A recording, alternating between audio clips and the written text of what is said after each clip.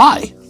If you're watching this video, you may or may not know, my name is DJ and I'm from the Temple Music Academy. I opened the Temple Music Academy a few years ago, actually many years ago it feels like at times, and that has been my staple, especially here on YouTube and the internet for quite a few years now.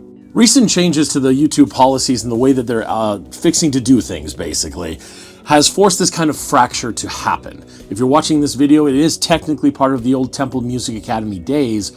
I'm recycling it for the purposes of getting this channel up and running here. So thank you for joining me on this channel, and I assure you this is not a fake account. It is still me. Watch it go. Dun test, jugga jigga wugga, daily style, jugga jigga wugga.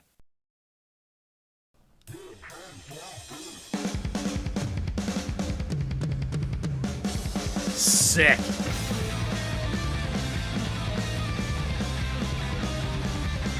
Oh, interesting.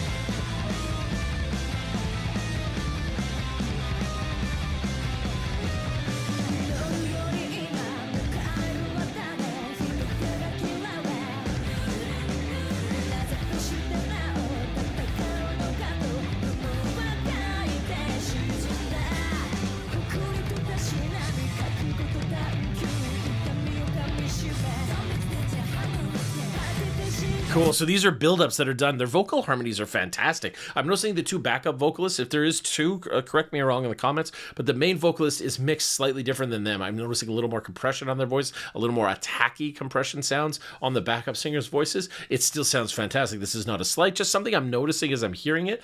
Also, the mixing of this as a live sound is kind of, it's kind of strange to me. I'm going to just click my... see if this helps a little bit. It's a little weird of a mix. I'm having trouble hearing it, to be honest, but let's go. Well done.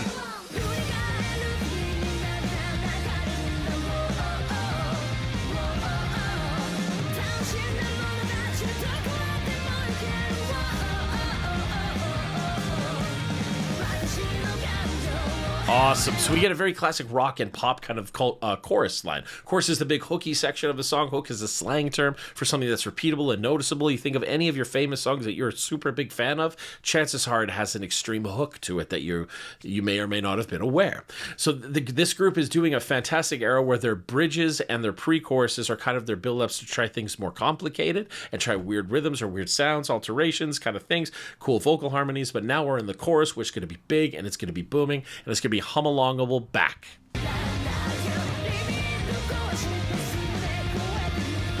The bass is mixed wonderfully.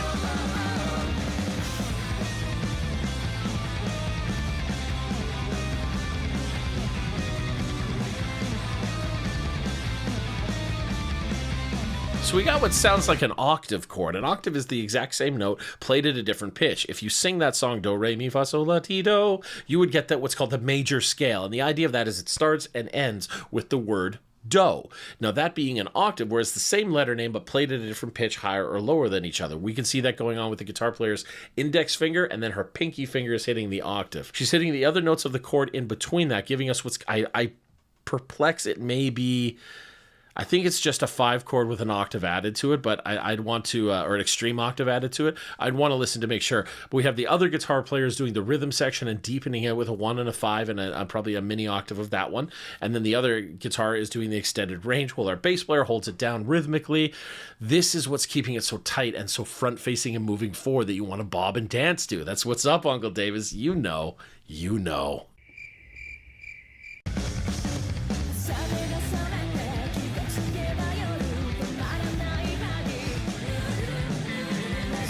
Cool.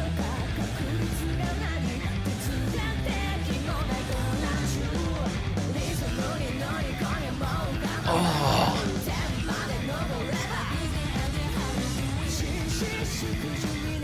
Yeah, let's rewind that. You see the feel change? Watch the change. It's really cool.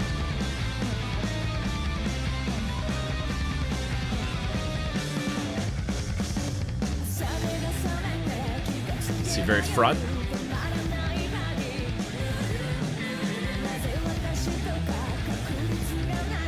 We're gonna get a feel change here.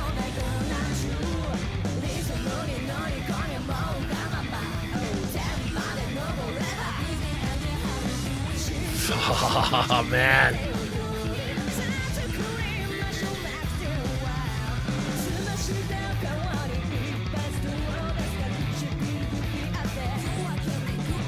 So good. The bass player is applying a slap and pop technique, and what that is because the strings operate on a vibration mechanism, when I use up my picking hand, as we would call it, or the right hand in this instance, to make the strings vibrate, a bass player has thicker gauge strings as well as like kind of wider separation between them, which opens up a possibility to not only pick like this, but then take the side of my thumb and physically hit the string.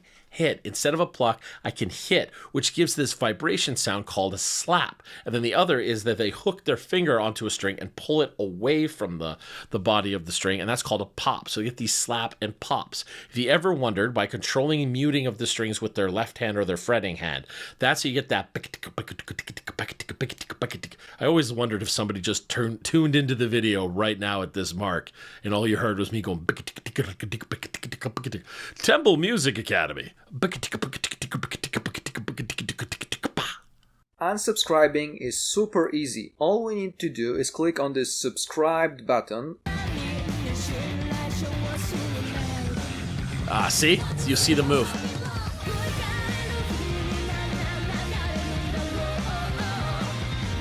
And our big chorus has arrived again.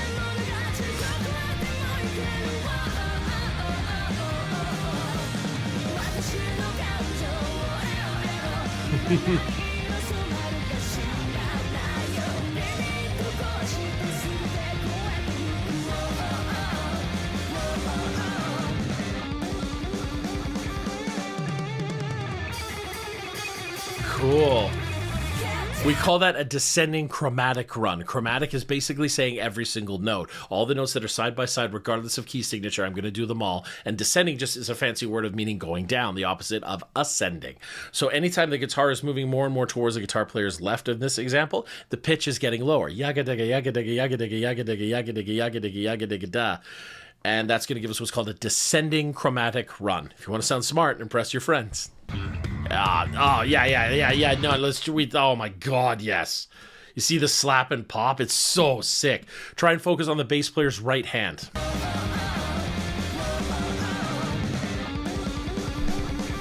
Descending.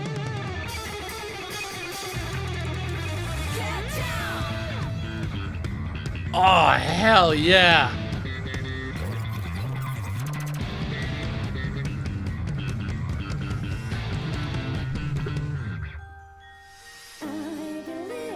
What's going on?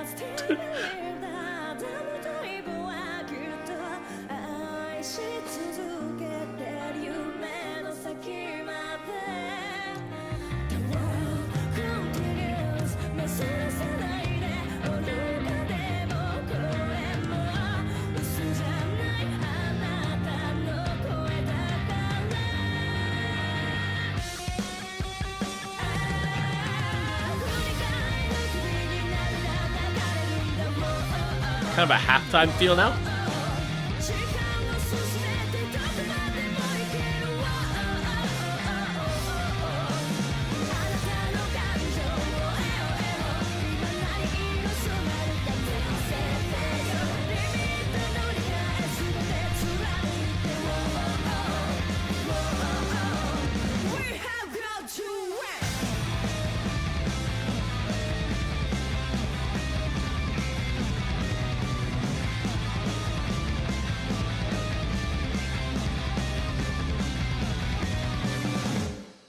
Awesome.